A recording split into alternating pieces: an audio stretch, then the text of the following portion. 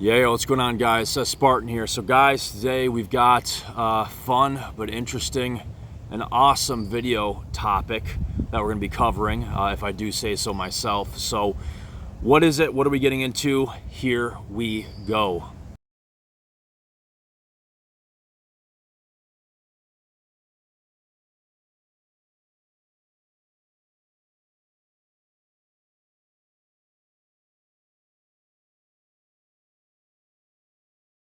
So guys, I'm Seth Spartan, and today we're going to be talking about old school bodybuilding, old school golden era bodybuilding steroid cycles versus the pro bodybuilder steroid cycles of today. And I want to thank Justin. We'll leave last names out to remain obviously confidential, but I want to thank Justin for purchasing a submit video request online at sethspartan.com. If you guys are unaware, now you know, you can go and you can purchase a submit video request online at sethspartan.com, and I'll do a video on pretty much whatever question or whatever you want a video on for your information, to give you guys whatever knowledge and info that you guys are looking for within reason. Okay, if it's something absolutely nuts, I'm not going to do a video on it, and I will respond that to you. But anyway, so Justin wanted to know, again, he got a submit video request. He wanted to know old school bodybuilder or old school bodybuilding steroid cycles. Think Mike Mentzer, Tom Platz, Arnold Schwarzenegger, this kind of thing. Old school bodybuilder steroid cycles versus the pro bodybuilder steroid cycles of today. And also Justin wanted to know, just really what are these guys taking, because he feels, honestly, guys, that most coaches, gurus nowadays are just absolutely full of garbage. They're full of, they're full of garbage. That's the nicest way that you can possibly say that. So, Justin, so this video goes out to you. We'll answer everything A to Z and leave out no details for you. And for the rest of you guys watching this video, hope you enjoy the content. And again, go ahead to sethspartan.com and purchase a submit video request. It's only like $19, and I will get a video out for not only for you, but also for everyone else to enjoy and learn. If this is something you don't know. So guys, let's get started. So first and foremost, let's start with the pro bodybuilder or pro cycles of today. Okay, what exactly are IFBB pros? What exactly are people at the Olympia? What are they doing with their, in all honesty, with their steroid cycles? What are these guys doing? Now, it's a good thing I personally know people who have competed in the Olympia, and it's a good thing I know multiple IFBB pro bodybuilders, okay? And I have talked with them about all of this stuff, so we can answer this for you guys very, very easily, okay, with no speculation, all right? So let's talk about what the pros of today are doing. So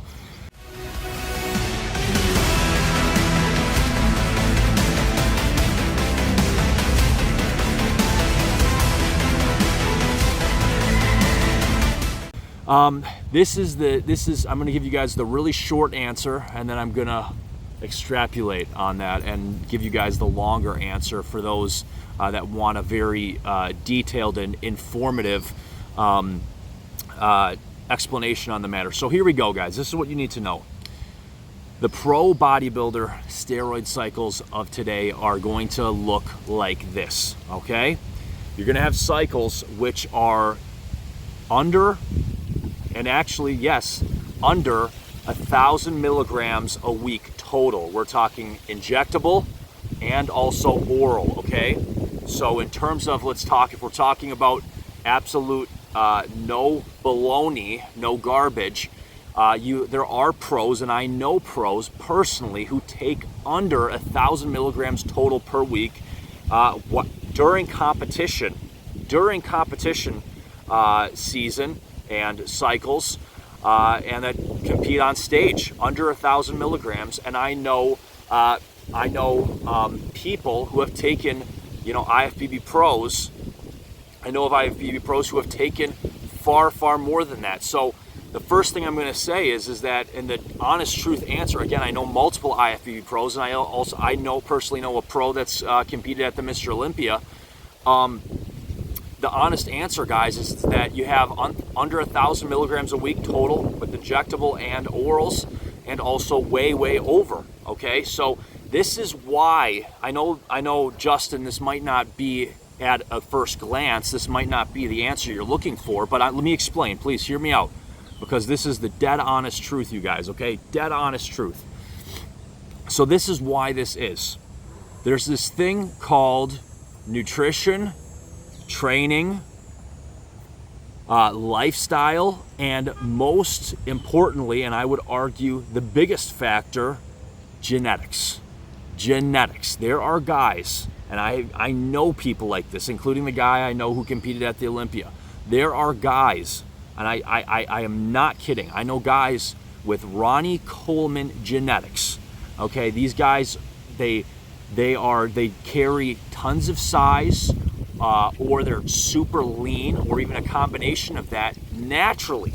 Okay, we are talking grade A bodybuilding genetics. You think Ronnie Coleman? I know people like this in person. Okay, and this is the same IFBB pro who went to the Olympia. So the thing is, and he was under 1,000 per week, and you know, there's no speculation here. I know him. So here's the thing, guys, is that you have nutrition, training, lifestyle, and genetics. Genetics being the huge whopping factor that a lot of people don't talk about. In the same way that you can have, let's take powerlifting, for example. This might be a little bit easier for you guys to wrap your head around. You have guys that, let's say you take two guys, all right? One guy who weighs 150 pounds and another guy who weighs 150 pounds, and let's say they've never incorporated bodybuilding, powerlifting, nutrition, training, lifestyle, hormones, nothing. Just completely just average people off the street. And I've seen this, guys. I have seen this. You take two people and you're going to have them bench press, max out for the first time, okay? You teach them how to bench and you have them max in the gym for the first time. They've never bench pressed before, okay? This is 100% true. You take these two people and one of these guys is going to be benching, maxing out with the bar in 25s, so maxing out with, let's just say, 95 pounds, and the other guy is going to be able to max out with a plate and a 25 on. What is that? Plate and a 25, 185. So you could have one guy, I'm dead on, guys, I'm being as real as I possibly can with you, and as open and transparent and telling you guys the truth. If you don't want to accept it, that's on you, but I'm giving you guys everything honestly, okay? All right, please listen to what I'm saying and watch this video to the end. So you can have one guy, never bench pressed before, never ate correctly, never trained, never did nothing bodybuilding, nothing powerlifting. This guy weighs 150 pounds, and you take another guy who weighs 150 pounds. One is benching, maxing out at 95, and one is maxing out at 185. Okay? It's the same thing with bodybuilding. And why? Because some people have a genetic preset advantage, a huge advantage for either one, staying leaner, okay, no matter what they're eating, the genetic type for staying leaner, and some have a genetic type for holding more muscle mass, period. We're talking without nutrition, without training, without hormones, without lifestyle, without anabolics, anything, okay? So this genetic factor is overwhelmingly the biggest, most important thing in bodybuilding. And typically, not all the time, but typically the guys that are pushing insane dosages, like the IFBB pro I know, that push a dosage of, what was he doing? Over 10,000 milligrams total anabolic steroids per week. Over 10,000 milligrams. And there's pros that, and he's the only one that I know that has used something that high, but I'm sure that there have been others that do stuff like that, okay? It's not like these guys are just, hit and miss. So, okay, so here's the thing. You have guys with, and it's not all the time, you have guys that are doing these insane amounts, okay? And most of the time, I don't want to say all of the time, but most of the time, they're the guys that do not have this as much of a genetic advantage. I'm just going to say it as it is. They're going to be taking much higher, trying to keep up with these guys that do have the genetic advantage. okay? But however, there's cases where bodybuilders who do have the genetic advantage and they combine this with the higher dosages and anabolics, GH, everything else, and they get crazy results. And we're talking, I don't know how much Ronnie Coleman used, but I guarantee you it wasn't just 1 gram a week, okay? So this is the honest truth about dosages. Now, since we've answered total dosages, total bodybuilder dosages, so Justin, after addressing this, I'm going to get in this now for you and for everybody watching. We're going to talk about now not just total dosage, but let's get into specific compounds, all right? So what are we talking about in terms of anabolics, all right, in terms of a real cycle? The bottom line is always going to be testosterone. At the pro level, I don't know anybody who is not having testosterone in your system, okay? And this seems to be a reoccurring thing as well. And this is the reoccurring thing I'm seeing with IFBB pros, okay? You guys ready for this? The reoccurring thing that I'm seeing is at least not around competition, okay? Not around for peaking for a bodybuilding competition. You have pro bodybuilders utilizing decently high doses of testosterone, okay? Now, why is this? I've talked about this. Go watch Testosterone Unleashed. I explain this in detail, but long story short is testosterone, from what we know, can be utilized at a much higher dosage by the body more efficiently, more effectively, can be utilized higher for building more muscle, more strength, more performance than any other anabolic steroid in the world, okay? And I reference the studies we have on this, and you can look at this for yourself and just type into Google 600 milligram testosterone study. Okay, this has shed light in terms of the scientific a lot more than you might think. So the base is always going to be testosterone. They usually are going to keep in testosterone even during a contest prep, but the main driver during putting on mass for IFBB pros, for pro bodybuilders in general, is going to be testosterone. Now, again, what a high dose of testosterone, some people, for some pros, this is going to be 1,000 or less. There's going to be less than 1,000. And some, it's going to be as high as 9,000 milligrams a week, if we're talking about the extremes. Okay, a lot of mass monsters. Okay, so obviously there's a ton of variation there. Besides testosterone, let's talk about competition prep. Testosterone is usually going to be from anywhere from 200 to maybe top 750 during a contest prep, okay? And if they're keeping the testosterone higher, they're going to be 9 times out of 10 using an AI, okay, to combat that. Think anastrozole or what is the other one called? Anastrozole, or some of these others, Aromacin. Okay, so the thing is, guys, so that's the scoop on testosterone. In terms of what other compounds are heavily utilized, both bulking and cutting, let's just lay it out on the table. EQ is highly utilized, even though EQ is a possible and probable carcinogen, which means it probably can cause cancer. I did a whole video on that. Go watch that.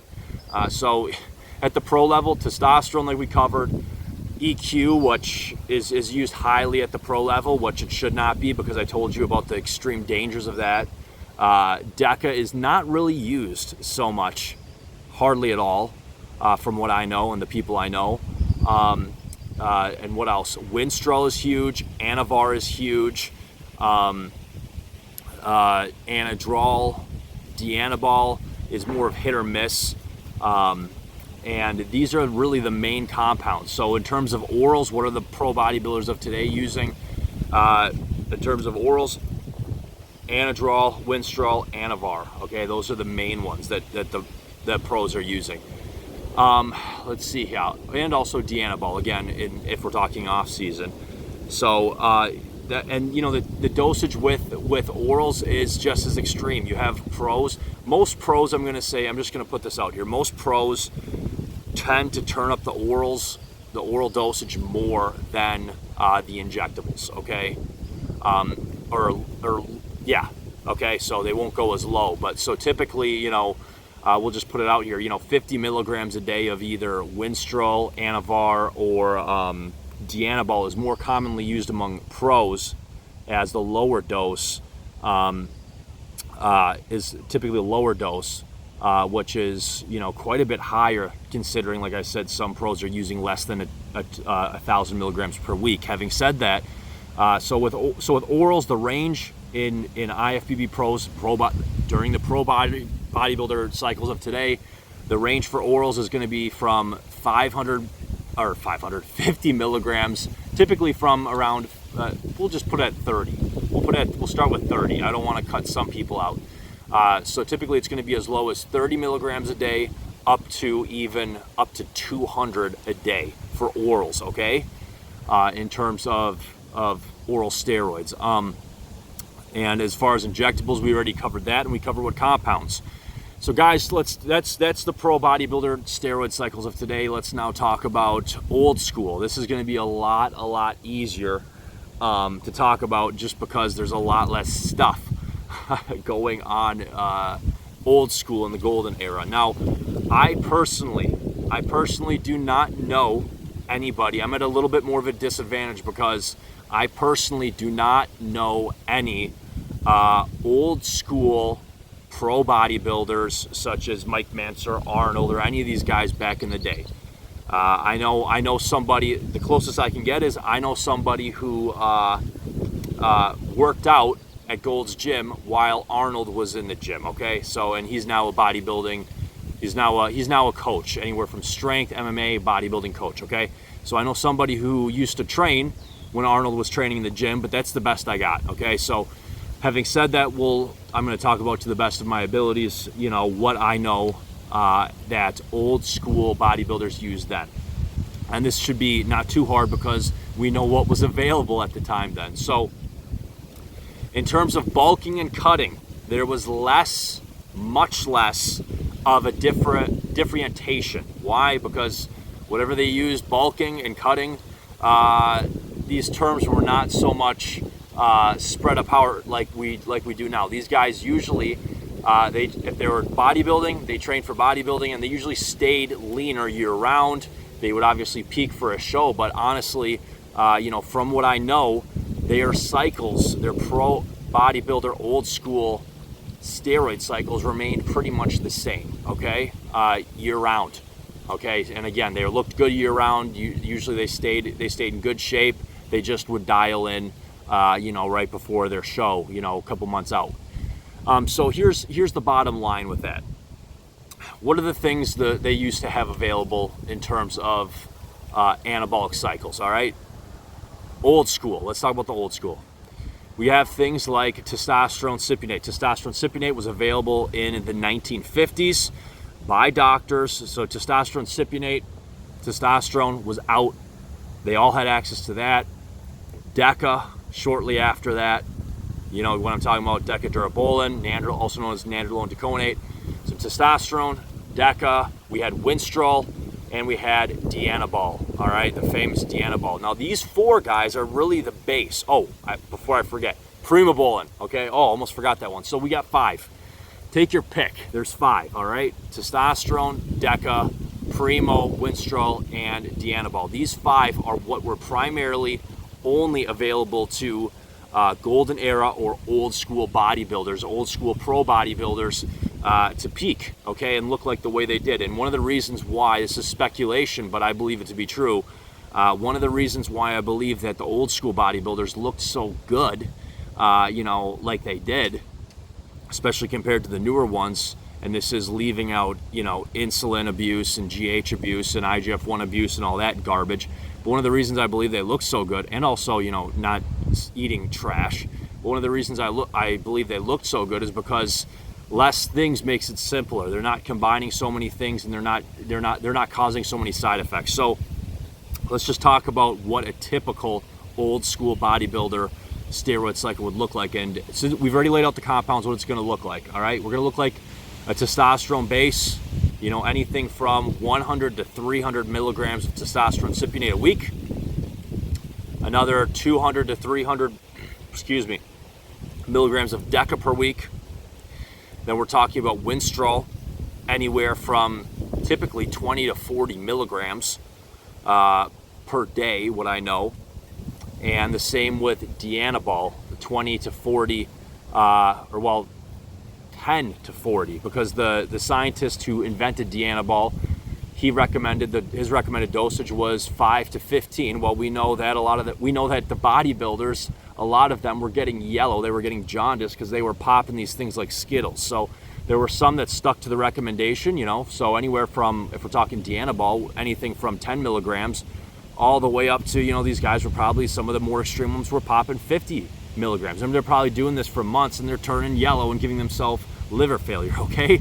So this is what the old school bodybuilder cycles looked like. I'm sure some of the smarter bodybuilders figured out that, hey, you know, we can do a show on Dianabol, but I look better, I look drier using Winstrol, okay? But typically 100 to 300 testosterone a week, you know, 200, 300 DECA, and you know, the Winstrol and Dianabol dosages I laid out. So what's the one thing you notice between, and one thing, guys, these guys were all getting their, unless they were going to Mexico or wherever else, guys, these guys were all getting their stuff from the pharmacy with a prescription, pharmaceutical grade, and the doctors would not prescribe you these insane dosages that people are using today. They wouldn't do it.